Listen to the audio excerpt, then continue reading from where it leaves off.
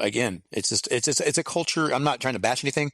I'm just saying it's a culture of drinking. I mean, we would drink it. We would have a hail and farewell when we would, hail in the new people in the unit, and we would say farewell to the brothers that we deployed with and did great things. And we would, hug and cry and say goodbye and stuff like that. And we'd drink. You'd go to an intel brief on, Friday afternoon and, talk about what parts of the world, but, whatever that focus was. And you'd leave and you'd be like, and you drink because you realize like how, close a lot of places are to becoming just a dumpster fire. But it's a heavy drinking, and it's like as long as you can do your job, as long as you don't get a DUI, which I almost did. Just don't get in trouble.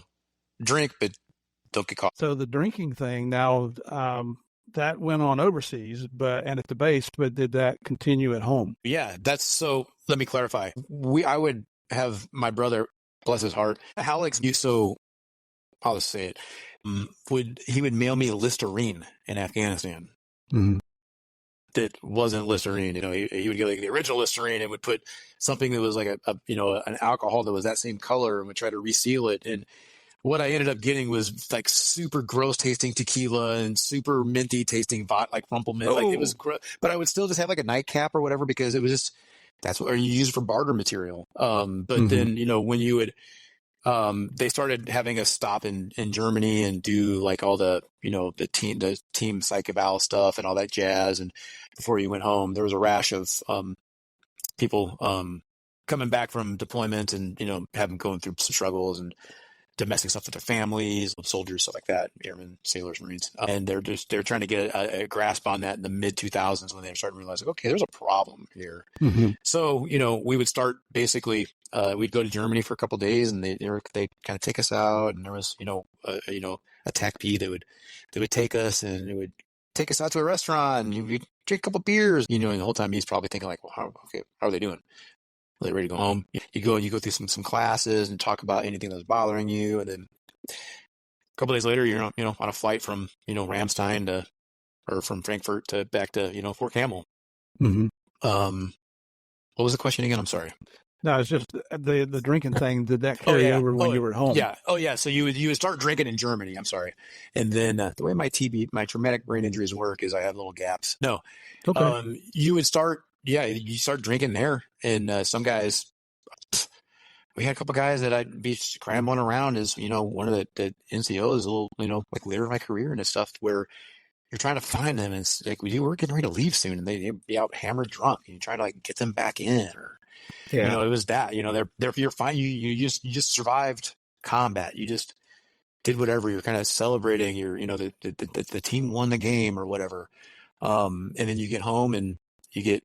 Go to your unit, like I said, you check stuff in, and a lot of guys will just start drinking themselves basically stupid, depending, not every deployment's the same. You would come home from some deployments. I remember coming home from some and just being like physically wiped out. I remember coming home from some deployments that were worse than others for, a long list of reasons. Sometimes it taken you a lot longer to get back into any kind of headspace of not like thinking like, what if I would have done this or just whatever it was. I don't want to get too deep into that stuff. So some guys come back, and so the bad deployments, you would know, and we would talk, to the commander. Some of us, in leadership positions would be like, hey, I think we need to watch this team because I know this team really went through it. We had one deployment that I was the team leader on, and that was the one I was on for a year, and we were in a very hot area, and we called in like. For 1 million pounds of bombs, like just it is a lot of fighting. It was in the Jalalabad area. There's Barsh Matalas up in there, and just it's very channelized terrain. It's very easy for them to dictate certain things. It's hard to fight uphill. It's easy if you've got dominating terrain to fight down. I mean, you got to realize they've been fighting the Russians for years there prior, so they had all these fighting positions and tunnel networks, and they weigh 100 pounds, scurry up the mountains pretty quick, and we're 200-pound, meat-eating dudes. And I'm, as the JTAC especially, you're sometimes carrying a couple different radios, laser batteries. It's us and the guys, in infantry that would carry the mortars, or, if someone had to carry a Barrett sniper rifle and a bunch of ammo, we're typically the heavier people. just think of all the gear. But just I don't know. It's crazy that I was talking with a buddy Derek a couple days ago, maybe it was last week, about you miss, and it's probably the same with the DEA. You miss the monkeys, but you don't miss the circus. Right. That's exactly right. That's a great way to put it. You miss the bros. You miss the camaraderie. You miss being a part of something that's bigger than you. You miss training and working with professionals, training at a high level, traveling around the world, and just I don't know, having just fun, kind of being like a military athlete or being an agency guy that just wants to go out and just do great things. I don't know, the steak tastes better at the end of the day when you when you feel like you've crushed it, right? Oh yeah. Or the bourbon, so it burns a little better when it goes down, but the cigar is a little sweeter. The cigar is a little sweeter. Exactly. I had some seventh group. I was in Afghanistan with some seventh group guys, and they had some family in South America, and they would send us Cubans, and they would dip them in brandy. I forget how they did it. So they would, in a liquor, and so it's just a little different when you smoke them. But cigars in Afghanistan were fun. So that was a celebration thing, a good mission, something that was like really impactful for the country of Afghanistan, or taking out a big pocket of things that guys, we were doing bad things to bad people. But cigars there's certain smells that trigger me. Cigars sometimes can make me not trigger me to incidents, but trigger me back to Afghanistan, which then can lead to me thinking about things that happened in Afghanistan or Iraq. Because that's what we do is we, have a cigar. Yeah. It's Connie and I are still like that about certain smells. If you're out and there's outdoor cooking, because in the South America, there's a lot of outdoor cooking, and certain music will, salsa music will bring back memories. And just as you and I were sitting here talking, and you mentioned Jalalabad, in 2010 or 2011, I went over to Afghanistan, and I was only over there for a couple of weeks, TDY, temporary duty assignment. And I try to explain acronyms on here, so not everybody understands them. Super familiar with TDY. I was TDY like half my career. Yeah. Well, we were staying in Kabul at the DEA base up on the other side of the airport, up against the mountains. And they had a vetted unit, is what they call them, a sensitive investigative unit, which is Afghani police officers that DEA was training. And now they weren't allowed into the compound where we slept, but their school was right next door. And so, I was the equivalent of an 07 back then. So I'd moved up in the ranks with DEA. And so I'm a headquarters hump too. So, the young agents there, they're like, hey, Mr. Murphy, listen, every morning about 6 o'clock, we get together and we run up to the top of the mountain. And it's the Hindu Kush Mountains. It's not like the top of the hill. And they're like, you want to join us in the morning? I said, I will be there. I'm not running. I've got a bad knee, but I will be there. You got to, right? And so, you get up there, and I get up about a quarter of the way, and I got to stop and breathe. And they're kind of laughing because the old man's having a hard time getting up the hill. And then about halfway up, they stop and take a breather. And of course, I stop again. Well, here comes the Afghani police officers training. They look like a bunch of mountain goats, just zipping right on by, laughing at the Americans because none of them are breathing hard. They go right to the top of the mountain. They come running back down. They'll run back up again just to make fun of you. I'm thinking, holy cow. Yeah. All these people over here. I had one deployment where we were working out of a really small FOB, a forward operating base. And some of them were safe houses, some of them were, forward operating bases. Very, very seldom was on a large base because it was just the JTAC role. You need to be out like where the stuff's going on. Right. But, God, I lost my train of thought again. Good grief. That's okay. That's all right. Ain't no judgments here, brother. I'm telling you, you're keeping me on track. Yeah. I lost it. It'll come back. Yeah. Yeah. It was, when I was over there, we went to Bagram, Jabad, Kunduz, and Kandahar. And we were doing meetings with all the SOF guys, and it was classified, so we can't talk about it on here. But you and I may have been there at the same time and just didn't know each other. You were probably out in the mountains, and I'm in a nice, comfy little Connex box. So we had some CIA guys with us that would do like some cross-border stuff, and we're like working. Spent some time at Kandahar, and Spin Bulldog actually opened up that safe house down there. What I was going to say earlier, it came back to me was there was one of my deployments there. Our forward operating base was at like 9,100 feet.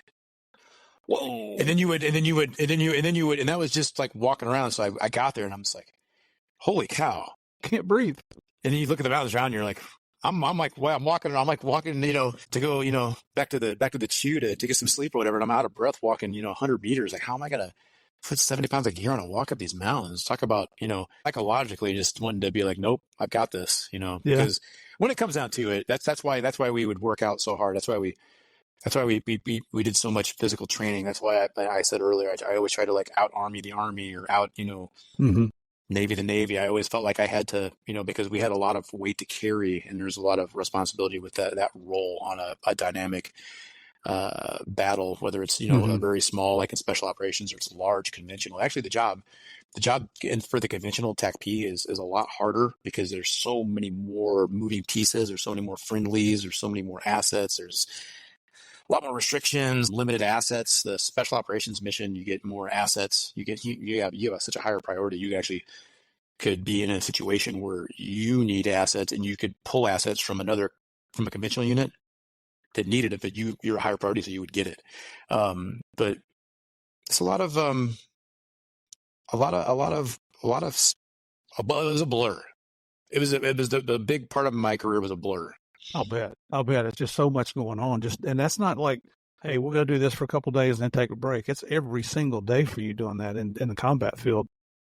After I retired, I had one deployment in specific. Go ahead. Sorry, there was one deployment in specific where I was with two different ODAs, and we were pretty much on the Pakistan border, and we while the other ODA was back at our safe house, and they were planning a mission that was basically like we have to have the JTAC back. So because they, the B team wouldn't let us, the Kandahar wouldn't let us wouldn't approve the CONOP if they didn't have me back to go out with them. So the other team would be back planning while I was out with the other team doing whatever mission we were on, special reconnaissance or a DA thing or whatever, direct action thing or whatever. And I would get back in, I would, take a shower and wash my butt, clean my weapon, and make sure my radio is up, make sure my crypto was in there, and just check. Okay, am I good? Okay, get a couple hours of sleep. And the other team was like basically like watching their like, hey, should we let Griff sleep like another hour? We need to go. And it was like, those are some of that deployment specifically was, they talk about time flying by. That deployment flew by. And I mean, we were on the PAC border. So I mean, there's a lot of nights when we would get attacked, just like harassment type stuff, and then have to get up in this little watchtower with a Mark 79, which shoots a 203 round, and just throw up an aluminum round and, let's see what are we up against? Was it just harassment, or is there actually some kind of assault going on? Because we were out in the middle of no man's land working with an op fund, and that, deployment I'm referencing specifically. So, we had to source everything. We had to source our, some of our security. We had to fortify our safe house with, more brick and mortar and mask some antennas and stuff. And it's just, certain things, but, you're literally in their backyard. Oh, yeah. I want to ask you too, so in 2015, this is after I retired from DEA, I got a contract job working for DOD in the Office of Military Commissions. And a lot of what we were doing was classified, so I won't go into detail, but I went to a meeting, and I had a partner that was a retired DEA agent also. Tom was a very good, very, very good friend of mine. And they sent us to a meeting at MacDill in Tampa. And it was a meeting of all the military attorneys. So, going to Tampa is usually exciting. This was not. Because you're with all these lawyers. Doesn't sound. And so we're sitting in there, and we're there more to learn and observe, and then to answer questions from a law enforcement point of view if they came up, which they never did, because lawyers, they're more important than everybody else and smarter than the rest of the world. So what we heard, though, was them talking about what the requirements are if you're engaged in combat. And this is after your time over in Afghanistan and Iraq. So I don't know if it was the same, and that's my question. If you're engaged, you're taking rounds, and there's a gunship close by, whether it's a C-130 or a Cobra or an Apache or a jet fighter, whatever it might be. They're talking about having to go back to the JAG officer, the Judge Advocate General representative, so basically the military attorney, so they can look at the legal ramifications of getting involved in a firefight in a foreign country, and you're taking rounds. And they discussed how long it takes, and they were happy that they could get a decision within 20 minutes. I'm thinking, have you ever been out in a gun battle having somebody shooting at you? A minute seems like an hour. 20 minutes can seem like a lifetime. I mean, how long are you going to live before a lucky shot takes you out? 20 minutes of some hardcore adrenaline. Yeah, it's a blur, but it's a lifetime. It was one of the most outrageous things I ever heard. I came back, and we were working for a one-star general from the Army at the office, And we were in an offsite classified location, all that stuff. And I went in and sat down with him and I said, is this really the way a battle is run? And he's an attorney. He was a super guy. He was a Harvard graduate, extremely smart individual, but he could talk on my level. He could dumb it down so Murph could understand what he was talking about. And he says, I know it's an asinine way to run a war, but that's what the world has come to. America is so worried about somebody pointing the finger and calling us barbarians. Yeah. Yeah. There were certain situations where, when I was, still active duty and still deploying, and it was at the, was at the where the action was going on, where we would have to get to the highest command over there to the like a deep targeting cell and go through, and they would use this software. It was a process. It was like for deliberate targeting that, sometimes just because of political ramifications, optics, this, how that stuff is. The truth's always somewhere in the middle. Some things you just have to, you're left to your own conclusions in certain areas, but you can tell like, okay, this is what happened. My left and my right's a little blurry. Yeah. Yeah. It's just, and that's really got nothing to do with your story. Although I can't imagine being in your position over and over and over again, waiting for somebody to, well, my coffee got cold. And let's think about this while I go refresh my coffee. And people were being shot at. It just, that's another one of Murph's pet peeves. So, I think I'll actually have a special one time that's just going to be pet peeves. You should invite for hours. You should invite a couple of dudes that have been through some stuff and just like get about 4 of us and you're talking about pet peeves. That'd be great. That'd be hilarious. We might have to do that. So so all the Game of Crimes listeners out there, especially our regular listeners, if you want to hear something like that, send me a message. Let me know what you think about it. I think it'd be hilarious. Like a different version of grumpier old men. Yeah, yeah.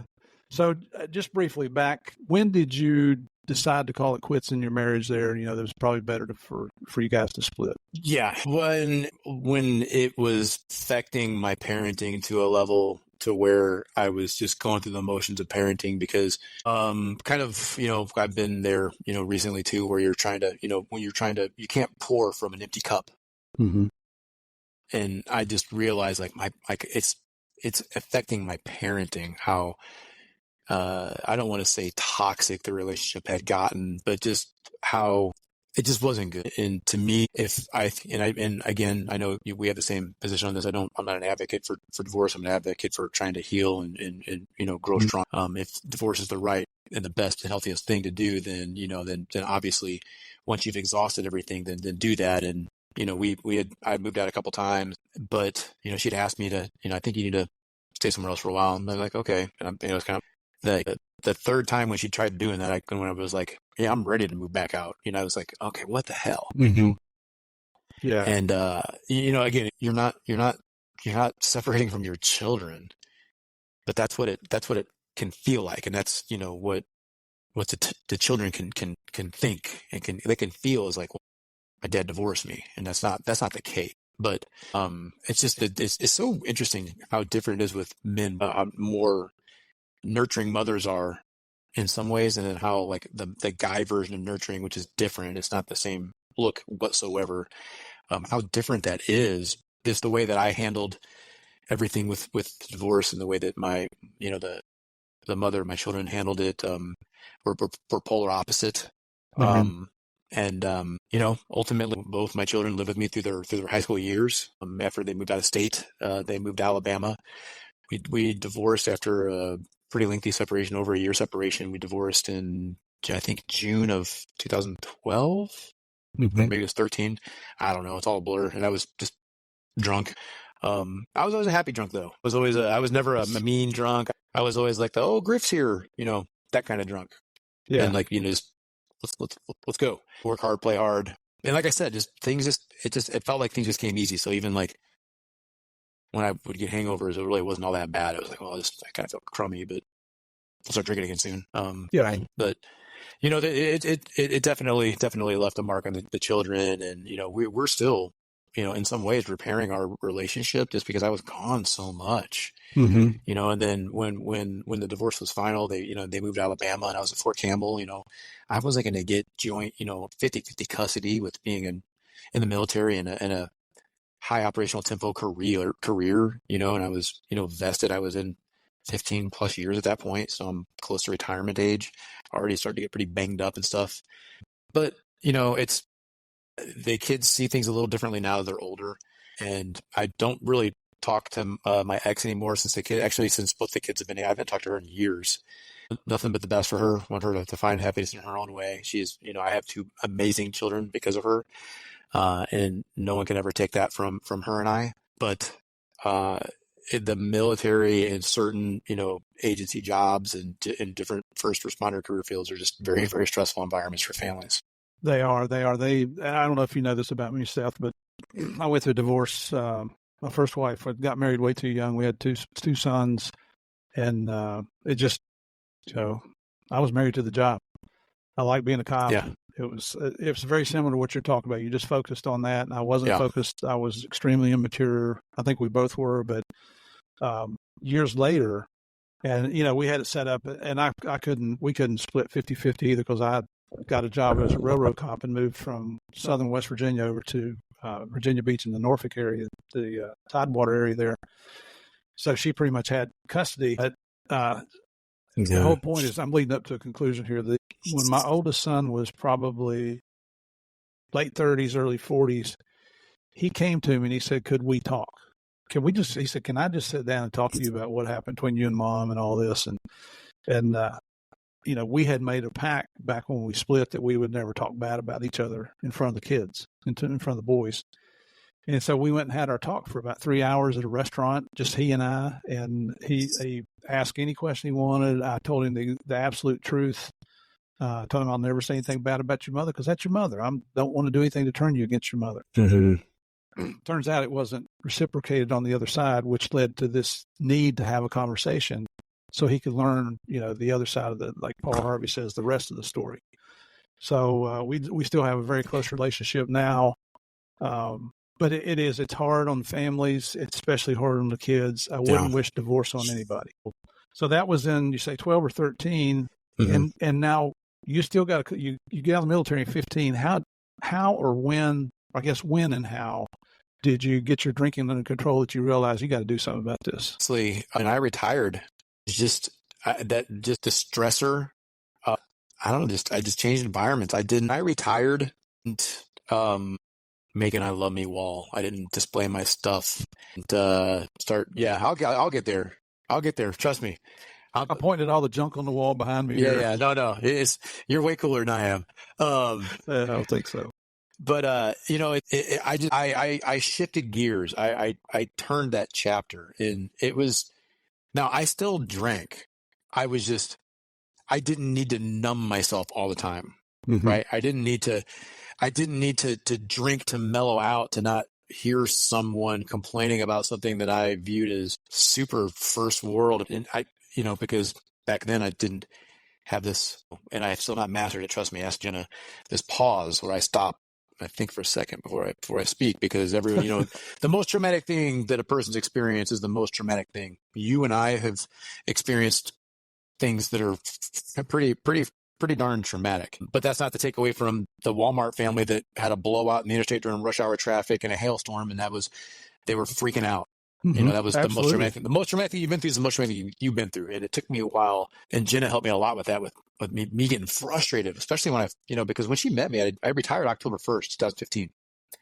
And we met in June of 2017.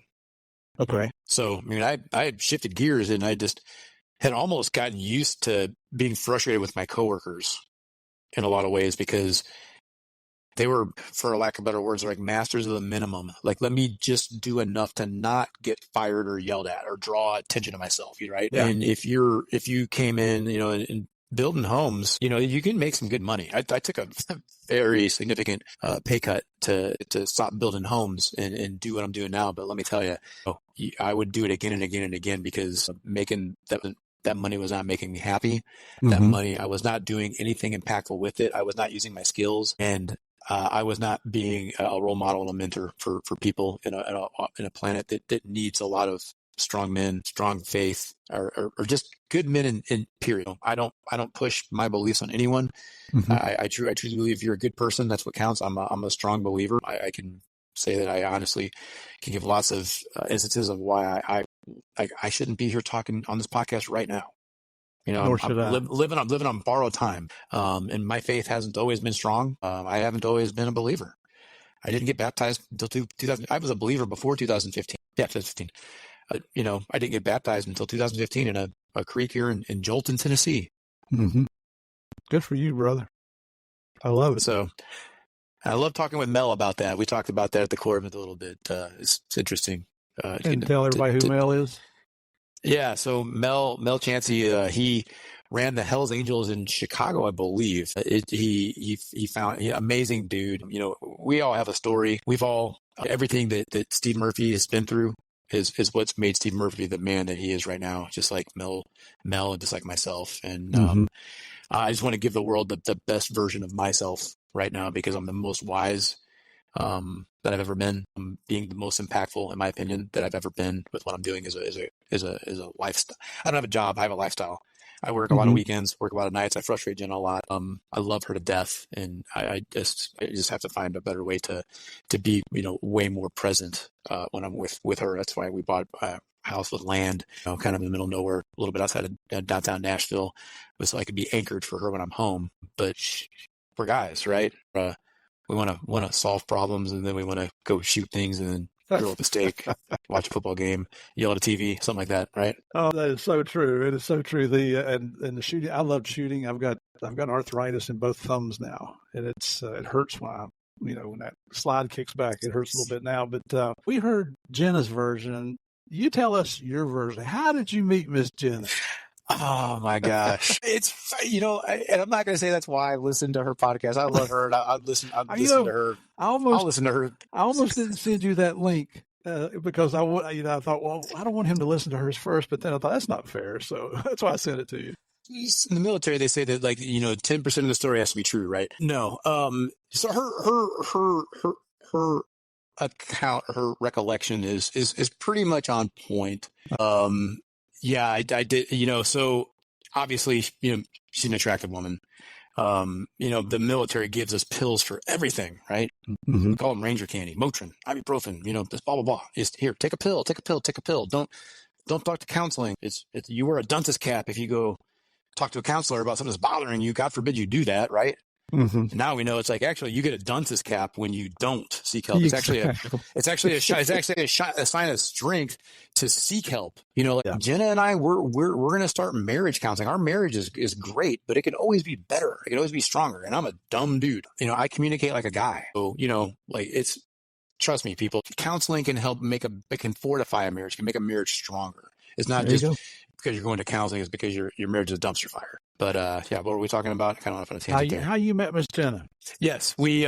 So yeah, you know, pretty banged up. You know, I'm 100%, you know, medically retired, or not medically retired, 100% disabled according to the military. It's like 370% when they added up like all this stuff when they did my out processing physical, and you have to go get all your stuff printed out and you carry over like 25 pounds of like your entire thing, and they go through and all this stuff. Dude, you know, you're jacked. I hurt. You are jacked. I mean, I've seen pictures of you. It's obvious you work out regularly. You look like you're in great physical shape. You know, you don't. Well, I kept that habit now I'm not always, you know, your fitness goes through, you know, you have injuries, you go through surgeries, you're a little more fit at certain times of your career than others, and this, that, and the other. But all that to say, you know, that's one of the good habits. There's several good habits, but that's one of the better ones I think that I carried over from my military service, was just taking care of my body, treating it. I don't always treat it great. You know, I love frozen pizzas. It's like one of my, like, I might eat one tonight. I might eat one more down here because Jenna's not home, and I like them. But you know, you only get one body, and you want to take care of it. You know, if I want to be able to do stuff and be active with my grandchildren, or if I want to be, like I was telling you earlier, like I'm gonna be 48 years old in September, and I'm the wisest I've been. Like I said, I'm in the most impactful job, being the chief of special operations for air recovery that I've been in, and that's, you know, over millions of dollars of equipment and dudes that I was in charge of in the military, you know, certain points in my career. And also, I was working out at the gym in February of last year, February 23. Mm-hmm.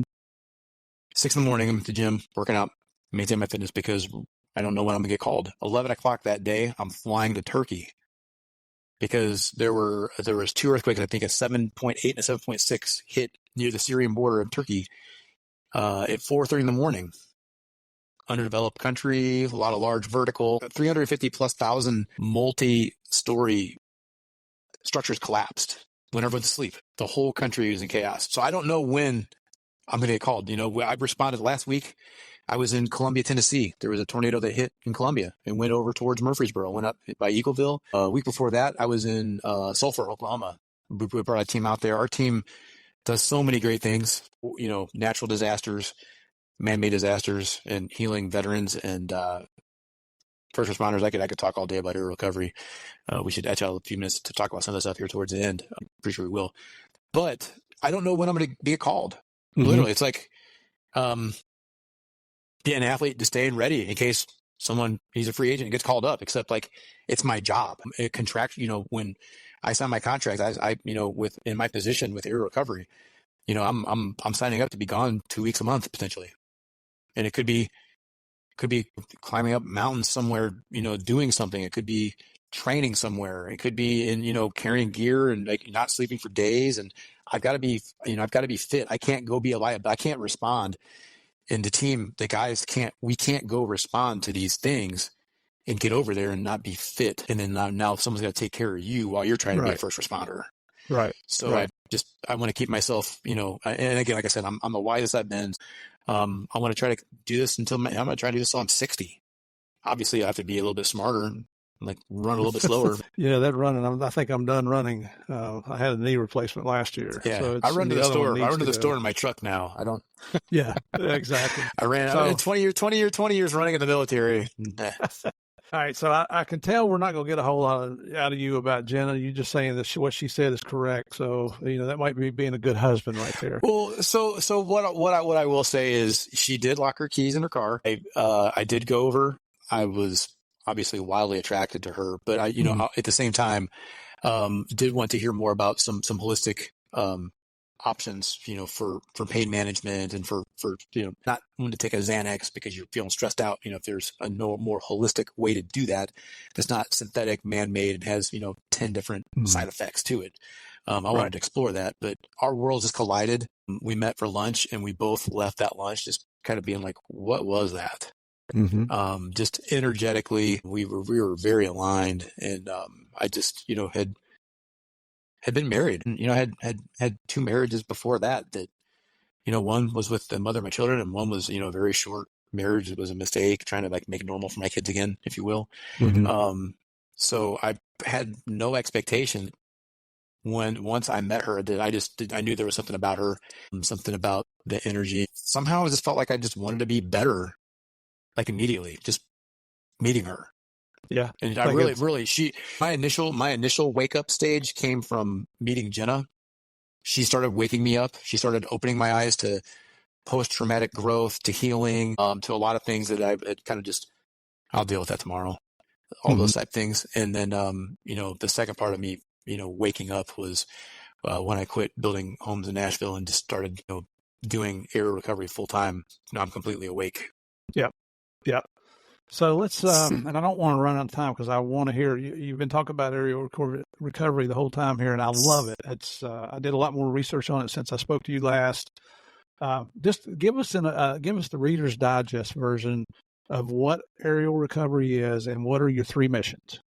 Yeah. So our three core pillars, if you will, it's easier to break it down this way. Number one, we respond to natural and man-made disasters. Natural disasters, an earthquake, hurricane, tornado, floods. Man-made disaster would be, an example would be the Afghanistan withdrawal in 2021, or a more recent, a bigger example would be the conflict in Ukraine, a man-made disaster. So we're real big on doing that. And what we learned is that veterans are really, really good to work in this space because we've been there. We've already been in battle. And now what I like to say is, we're in a place to go in there and use all of our past skills and training, mental makeup and everything to go in and do it without bombs and bullets now, but go in and do it with our hearts. And, for the most part, save for Ukraine when there's chaos going on, no one's shooting at us anymore. So we can just go in there and go straight to work in Pakistan when there's floods, or Haiti when there's an earthquake, or, with anti-human trafficking stuff, which leads me into, the anti-human trafficking is our second pillar. Modern day slavery is way stronger than it should be. It's crazy when people think about slavery. Most people think about, the transatlantic trade, trade. They think of the Civil War. They think of that. Modern day slavery doesn't look the same because the chains aren't visible.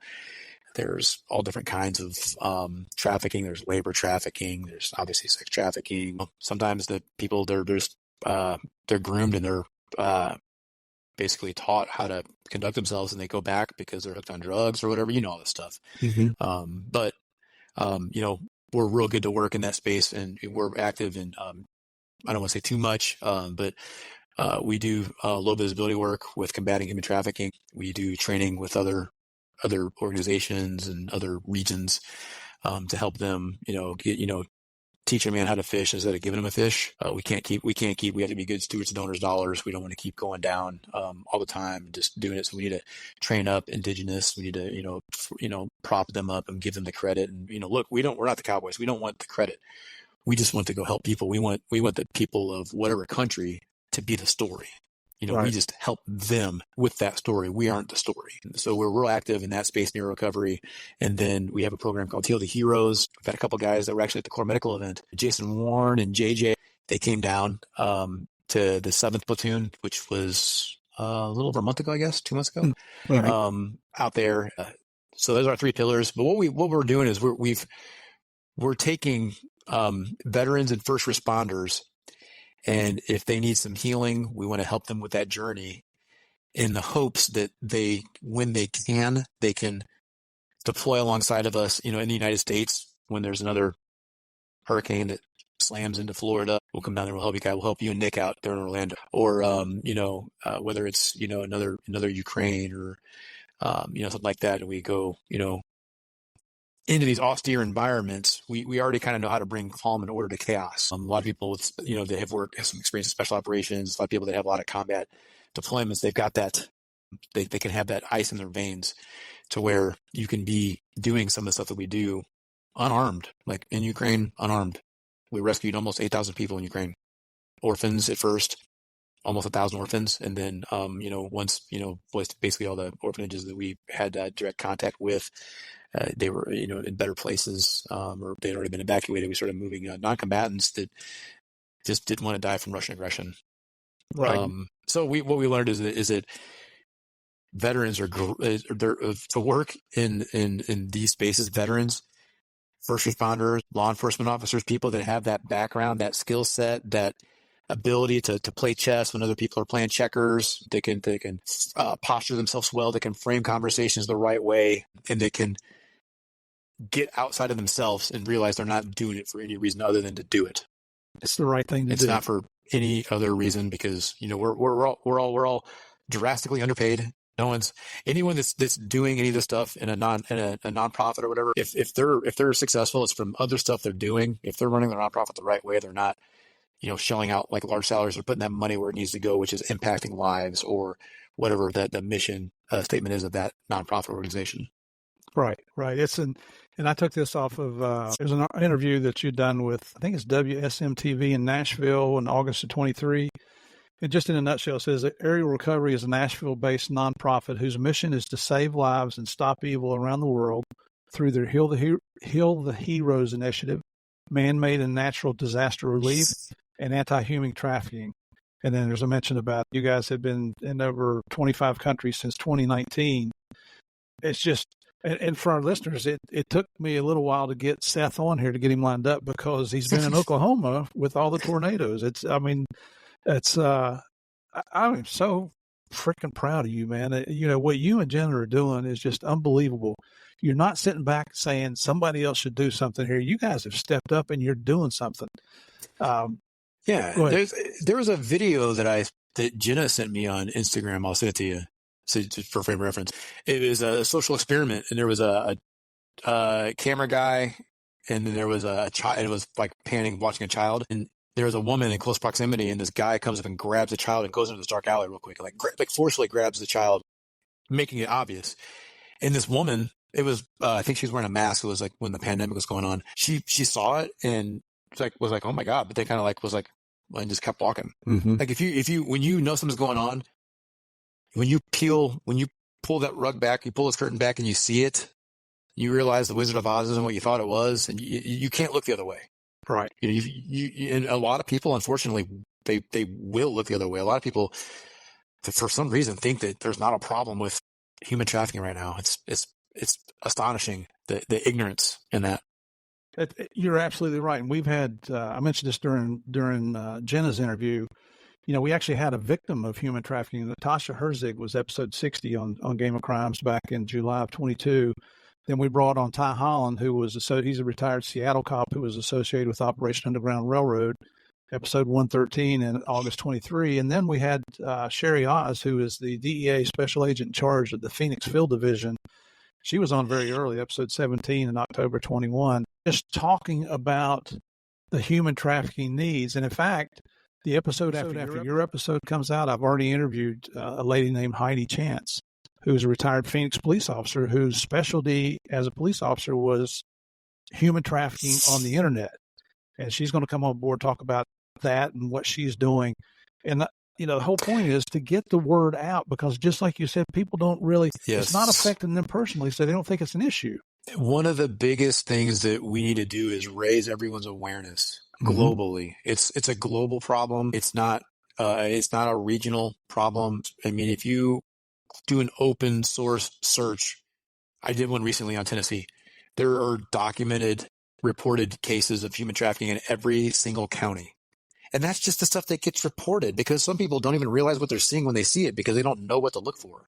Right. They don't know what's not a normal pattern of life. They don't know, or, you know, sometimes to think enough or like if you do see something, I'm starting to see some great signage in airports. I'm loving that. Mm-hmm. You know, I actually had someone on a flight that Jen and I were on coming back from, I think, Denver or Las Vegas. A flight attendant recognized my hat and I guess knew like what we did or I don't know what, but she actually came to me because another passenger came and there was a young, probably like 10, 11-year-old Hispanic girl that was flying from Denver with a plastic bag to Nashville to meet with a guardian who she couldn't speak any English. And it was like, what is the situation? So it's people like the awareness needs to be out there. Stuff's happening. You know, it would be best to report something and it turn out to be nothing than to just look the other way. Right. Absolutely. So just awareness online. Parents need to know, you know, a lot of like the games and the children are playing have messaging features in them. The message that there's no log for them, they disappear. And that's where they can get groomed. They get told to go download other apps and then talk to them on WhatsApp or whatever. You know, it's just the internet is a great tool, but it's also it's an area where evil lurks and they're opportunists. They target people, they groom people, and it's absolutely real. Like I just cannot believe some of the Rolling Stones articles and some of these other, you know, things and the internet's a bathroom wall. People can write whatever the heck they want. And I hate that. But, you know, it's, you know, look, the problem is real. I know we all know this. So let's stop acting like it's not. Mm-hmm. Absolutely. You know, I think what you will of Mike Tyson, but I love it when he said, everybody's a tough guy when they get punched in the mouth. Yes, he said something recently about social media. He's like, this is going to be debauchery, but it was basically like, social media has made people too comfortable about like, you know, and then they get punched in the mouth, basically. I gotta find this now. Dang, I just totally jacked that up. Mike Tyson's got a couple good little quotes. Yep. About the real world. So if I just want to mention some of the places that I've found, and I know there's a lot more. If you guys have been over 25 countries, we was talking about Ukraine, what you get in Afghanistan and Pakistan. I know you guys were here. Was it Hurricane Ida in South Florida? Louisiana. Louisiana. Ida. Yep. Ida was in Louisiana. God, there's so many. Ida, Ian. And then what was the one? Idalia last. We went to Perry last August, I think. Actually, it was real bad. We had a big training for disaster response. Myself and one other guy, we took and we led a team and went down there and we left like right before this big training. So the rest of the aerial recovery staff had to figure out how to do this training with like 30 students flying in from a couple from, you know, international people from all over the country. But we don't have a problem staying busy. We don't, like I said, we don't sit on our hands. I can't believe you guys were in Lehigh, Hawaii when the fires broke out over there and destroyed everything. I even saw the pictures on that. You said a 5-man team. You were on that. There's an ER doctor, a paramedic, an EMT and then a 2-man drone team. Now, which one were you? I was the mission commander for that. I brought the team over. We got to, and it was kind of it was a homecoming. I lived in Hawaii for almost 7 years. And that was like a weird homecoming, but we flew into Oahu, got there as quick as we could. We linked up with, we had some amazing volunteers and heroes that met us. And we went from Oahu over to Maui and went straight into Lahaina as soon as we could. And it was, the fires were all contained, but we were able to get in there and bring, our expertise in. We were able to do some amazing drone mapping, 3D drone mapping of Lahaina. So we turned that over to the Lahaina Police Department. And we drone mapped the entire city of Lahaina to show them what it looks like now, and they can compare it to everything, so they can look and they can see, and see how structure falls. Now like where to search. If a structure used to be this, now it's that way. There's a chance people are buried under that. Anyways, we got over as quick as we could. It was pretty. No, it looked like an atomic bomb went off in certain areas. Yeah, we saw it on TV. How hot it got. I mean, melted wheels off of cars, melted brake calipers. So hot.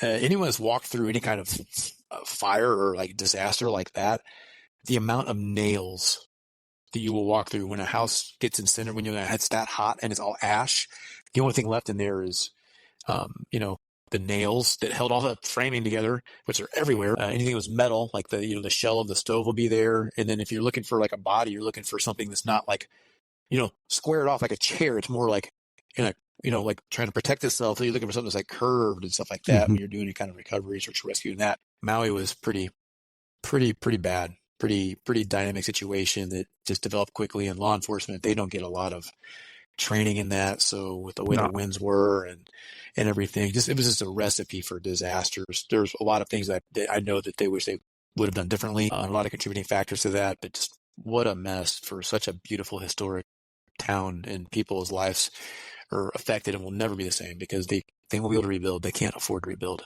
So very sad. If when there's a disaster or a need for you guys, does a request come into aerial recovery, or are you just guys, you take it on yourselves and go? We started getting, we've gotten some requests. So when we were in Ukraine, we've got requests that came in, and you're kind of like, whenever you get a request, you're like, okay, someone trying to like set us up, what you do is you got to navigate through that very delicately. No. So the great thing about, what we do now is, something goes off, we're always watching. We have an intel cell that's always scrubbing the internet, like checking things. We have certain subscriptions to certain platforms where we can see everything in certain areas just off social media. When you if you were to take every single social media, imagine this: you're taking any kind of social media, and say you want to look at Kharkiv, Ukraine. Mm-hmm. Now it's anything that's on social media. So if a rocket just flew over, we would be seeing that, and then there was actually sometimes in Ukraine where there was stuff like flying over our heads and we knew it. So we already had taken cover because, we had a heads up. Ukraine was pretty interesting. That's for sure. So, but do you guys actually take it upon yourselves just to go respond to a place? So we, yes, we'll look at what partners are going there. We'll look at, can we get in there? Can we affect this? Or, are we trained? Can we go in there and not be a liability? I already mentioned partners. And then what we do is we literally, we'll come together, we pray about it. What do we feel about this? Because unfortunately, there's so many storms happening now. There's so many disasters that you can't be at every single one. We don't have a desire to ever get that big, but we want to continue growing our volunteer and our hero core to help us be force multipliers, to help us with that mission. We just never know. Yeah, never know what's going to happen. For me, it is so comforting. I'm so glad that I met you. That it's very comforting to know that if something like that should happen, Connie and I have been in Orlando now. We're coming up on the end of our third year here. Our first year here, we were here for Ida and one other hurricane, whatever was after that. And of course, by the time it got to us, it was down to Category 1. But we hadn't been in hurricanes before. We didn't know how bad it was going to be. The second one was Cat going by the time it got to us, also in the middle of the night, and it's kind of hard to sleep. When the storm is really going outside, it's a hurricane. Yeah. And it got real quiet, and our one of our daughters called, and it was, I don't know, 3:00 in the morning. She's like, "What's going on?" We said, "Well, it's over. It's really quiet." She's like, "Look on the TV. You're in the eye of the hurricane," and we were. Oh, yeah. And then it started up in a few minutes later. But the fact that I know that there are people out there like you and Jenna and all the great people at Aerial Recovery who are just waiting to respond, to come and help. I know law enforcement and first responders here are going to come, but the need is so great when things go bad. We've been very fortunate. God's blessed us to not have to deal with anything like that. But if people want to find out more about aerial recovery, do you know the website? Yeah, aerialrecovery.org is our website. We have Instagram, we have some videos on YouTube. Subscribe, like them. It talks about our mission. And I'll send you a couple of them as well, just so you can see. It talks about aerial recovery in a nutshell. What we can talk about forward facing for everyone to see. We put it out there. It's we found it's the nonprofit world is interesting. We never had to go ask for money when we were active duty to go do a mission, but for us to go do an anti-human trafficking mission, it can cost 30, 40 grand to go do that. There's not a product that people get in return. It's just you can get a tax break for if you make a donation, but we're wanting to go impact humanity, and there's such a good cost to this. We need support. We need everyone to be talking about the problem of modern day slavery.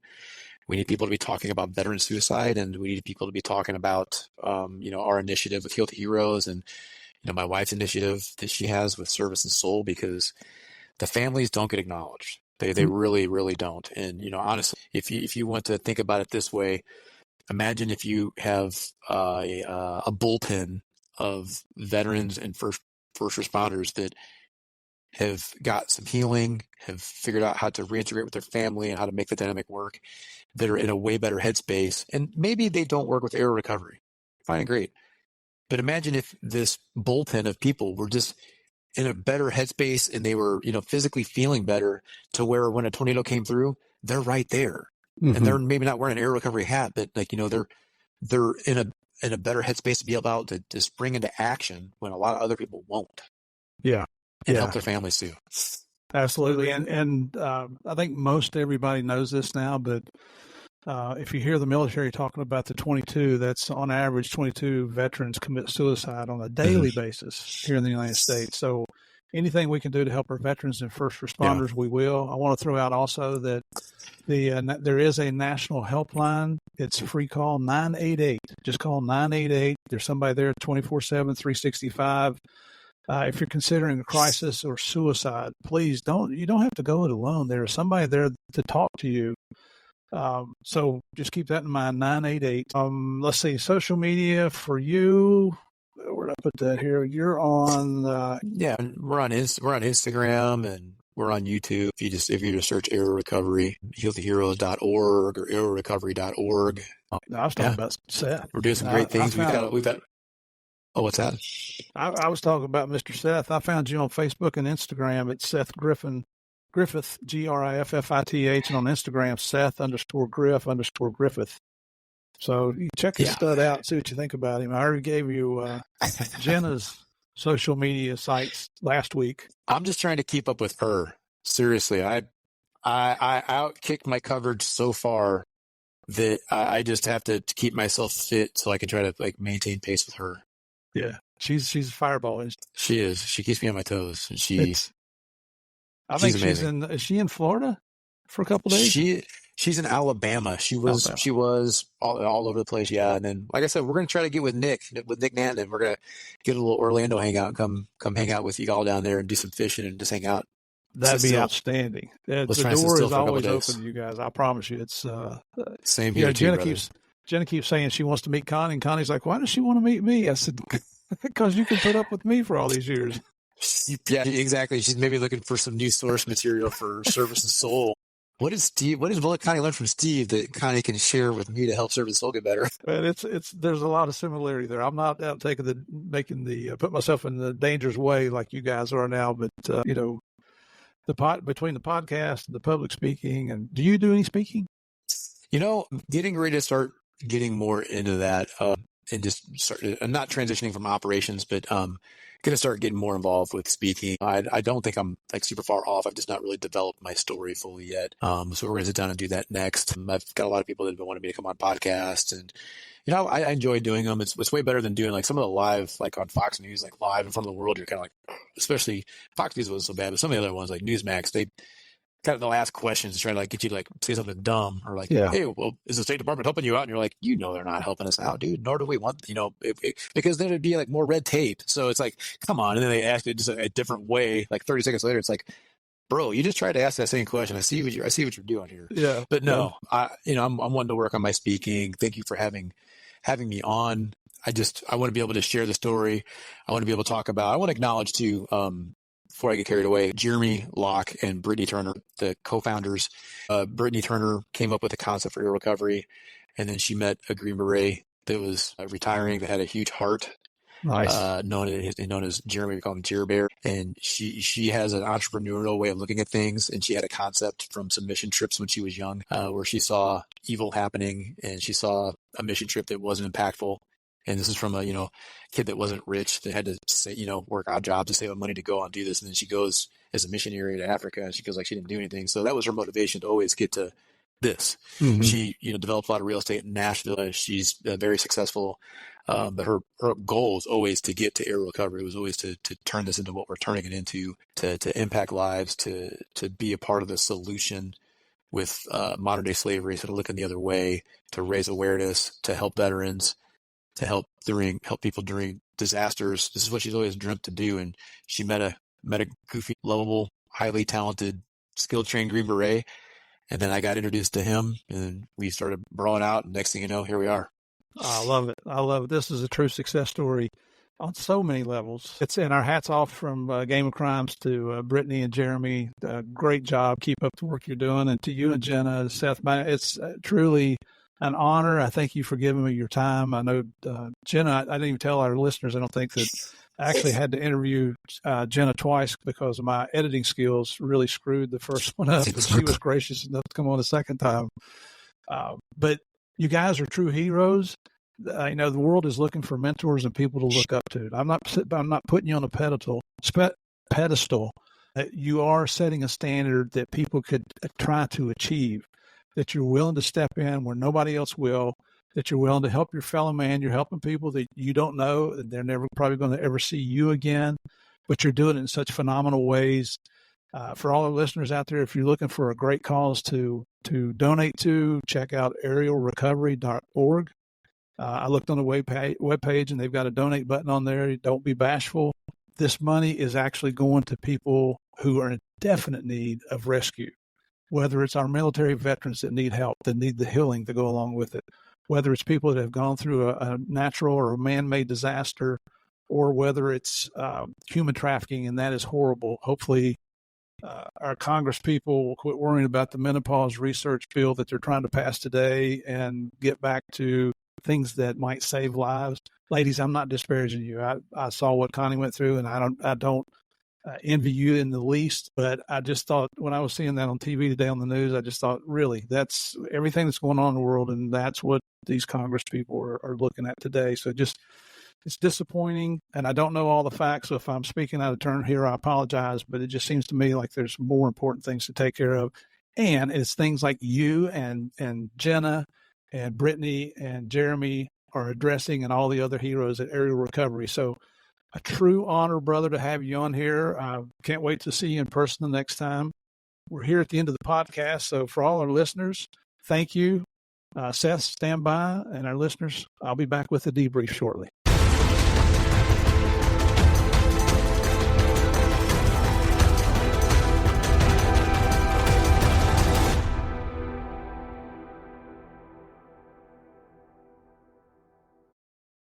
Ladies and gentlemen, what can I say about today's guest, Seth Griffith? Here's what I'll say. What a stud. What a humanitarian. What a patriot. What a hero. I got to tell you, I feel so honored to know this guy, to call him my friend, and his former brother in arms. And it's not just Seth, but also his wife, Jenna. You heard her last week on the show, another humanitarian, patriot, and hero herself. These are true Americans, in my opinion. They're setting the example for all of us to learn from. They've dedicated their lives to helping each other, helping those who've seen and endured horrific sights and events, the families of those who are dealing with PTSD, people who are going through just rough times because of natural or man-made disasters. You know what? And then there's the victims of human trafficking. I mean, can you think of anyone else who is more in need of assistance than these folks? Unbelievable. Let me say it again. I'm honored to know Seth and Jenna. Man, I can't thank you guys enough for giving us your time here on Game of Crimes. These guys, they opened up. They were very transparent. They told us some of their most intimate details about their personal life stories. I mean, think about that. Would you do it? I've told you some things, but I'm not sure I'd be as open as they are. And the fact that they found each other, got married, and they've dedicated themselves to supporting each other and to unselfishly helping others, you know what I call that? A God thing. Wow. Oh, man. As a reminder, check out Jenna's book and business, Service and Soul. Show her some support and love. I've already seen some fantastic comments coming in from y'all, so thank you for taking the time to do that. I'll share those with Jenna. And go over and check out aerialrecovery.org. That's AERIAL recovery.org. That's where you can find out more about what they do and how you can help. You know, and that's another point. Seth doesn't care if you learn more about him. He wants you to learn more about aerial recovery. And what are they about? They're about helping other people. It's just amazing. I can't say enough. These two people are just amazing. You know, I've got to say this too. God bless our men and women in law enforcement, our military, all our first responders, along with their families, and God bless those who serve and support them. I mean, just no higher calling. Okay, listen up. I hope you enjoyed today's episode with Seth. By the way, this was a first for us here on Game of Crimes to have a wife and husband come on the show back to back. I don't know if you hear that anywhere else, and I'm not sure you'll hear that ever again, but I think it was fantastic. Very quickly, head on over to Apple or Spotify, click on those 5 stars. You know, believe it or not, this simply really does help us with the ratings, and it helps to keep Game of Crimes up and running. You can leave comments on Spotify as well. Let me know what you think about the show. Also, head over to gameofcrimespodcast.com. That's where you'll find more information about the show, all of our episodes, the book list, and there's some more stuff on there. Follow these shows on social media. On Facebook and Instagram, go to Game of Crimes Podcast. And on X, formerly Twitter, you can go to Game of Crimes. And then they got to go back over to Facebook and type in Game of Crimes fan page. It's run by our favorite mafia queen, Sandy Salvato, the lady who rules with the iron fist but wears a velvet glove. You know, I say it every week, and I will continue to say it. The people in this group are fantastic. Some of the things they come up with they'll just make you laugh out loud, and everybody will confirm that you are crazy, just like I am. Do me a big favor. Tell your friends about Game of Crimes. Tell them to come on over and give us a listen. Download an episode, and then they're open to tell me what they think also. But the best advertising and marketing in the podcast world is word of mouth, and that's on you, okay? So help a brother out here. Spread the word about the best weekly true crime podcast available. Okay, enough of this. Once again, I want to thank you guys for continuing to support the Game of Crimes. I can't tell you how much I appreciate your comments and ideas. I look at them as all constructives, okay? So even if you might think they're bad, send them on in here. I'm fine. Just remember, we can always have different ideas and different opinions, but that doesn't mean we can't continue to be friends. Finally, thanks again for joining me to play the biggest and the baddest and the most dangerous game of all, the Game of Crimes. I'll see y'all next time.